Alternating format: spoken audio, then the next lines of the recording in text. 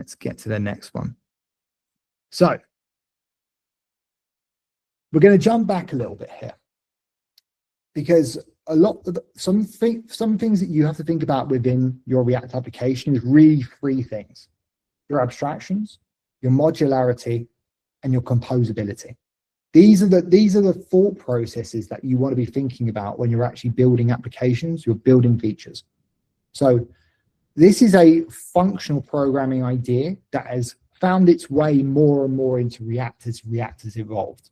Like, there's been a lot of inspiration from the functional programming community, and not many people know about it. So I like to think of it as the onion architecture, where what you want is you want to keep your component library, which is in the core, your core UI components, you want to keep these pure. You want to keep them about rendering the content.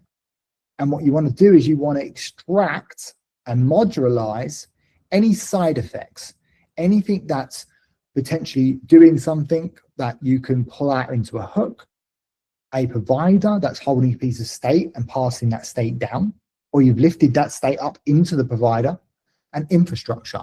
All your API calls, all of your side effects can be pulled out, and what you do is you push them to the edges of your application. By pushing your side effects to the edge, you keep the inside pure and really easy to test. Because the biggest challenge that I see when I get my developers to write unit tests and integration tests is they get to bigger components that compose other components, and there's so much to mock that they are scared. They are scared of they're scared of the mocking, and eventually they get lost. Whereas if they'd actually extracted and modularized and abstracted away the side effects, their components are just about inputs and outputs, and you can easily mock the return of whatever function you've already modularized. These pure functions are testable and predictable. And if you've ever seen a 1,000-line component, you'll understand why logic-heavy ones are a nightmare to test, and no one wants to touch them.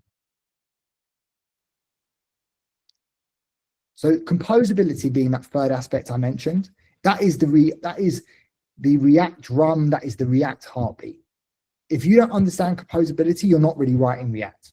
You're using whatever framework you've come from in order to think of it like an Angular app or a Vue app or a Svelte app. So you want to think about these components as Lego blocks that should be able to snap together and build a UI from composable aspects. If anyone's ever used ShadCN or any other that uses primitives, you'll see this pattern already. This is a design pattern that has been very successful because it's very good at making reusable UIs, and it's also good for not making use case specific components that are only used one place on the application. When you've got these composable layers, you can actually make your UIs look slightly different, but with the same elements, which means you aren't creating more use case specific components, bloating your component library, and ultimately that bloat will cause performance issues down the line. So as I said to you, by keeping this Lego block method and extracting out, you're pushing the complexity and the side effects to the edges, which means you get to have these pure layered components, which you can see here. We've pushed state to a form provider. We've got our reusable inputs that take the same like props as a normal input a normal input component like tag would accept as well. We've got a reusable button component, which is what we want. So as I said, most people love to create specialist components. Specialized card for this, specialized card for that, instead of actually composing their components in a way that actually produces the card that they want. And you will see here, if you have your card, you have your card header and you have your card content, it's very easy to compose your card. And it can be different. If you didn't have a header, you wouldn't have to add the header. And you don't have to create a Swiss Army knife card component where based on a bunch of props, you're conditionally rendering things. It's much easier when you compose with the building blocks of a bigger component than it is to create specialized components. I've seen this a lot. So as I said, the core philosophy for design, React design, abstractions, hide the how in hooks and context, modularity, build pieces that you can swap out and are easily testable, and then composability. Think about your components like Lego blocks. How are they able to snap together?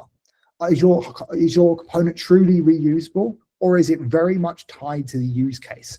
If you find yourself going, I can't reuse this component anywhere else, you better have a really good reason. But you normally can get there through composability and you have to go, this is the edge case. This is a judgment call that you learn over time, and you see when you have feedback from engineers who are more senior, who have been using these philosophies for a long time. So what are the patterns? So we have refactoring patterns that allow us to apply the philosophy. So one of the examples is a custom hook. Whenever I see a use state and a use effect together, working together in a component, and it's not part of the responsibility of that component, I immediately think, should I be refactoring this and extracting that out into a custom hook? So there are two thoughts about extracting and when you should extract and when you should not. If you feel like it makes the code more readable, and you think this is a reusable piece of logic, then yes, you can extract. There are some people that would say you wait until you have 2 instances of something, then you extract, because you're drying up the code. Don't repeat yourself. You're making it so your code base is simpler, smaller. That is the goal. So with smart dumb components, as I said, you're pushing side effects to the edges. You're separating where do I get this piece of data? How do I format this piece of data? Whatever that might be, you're separating that from the how do I show it? The what I'm rendering from the how I get there.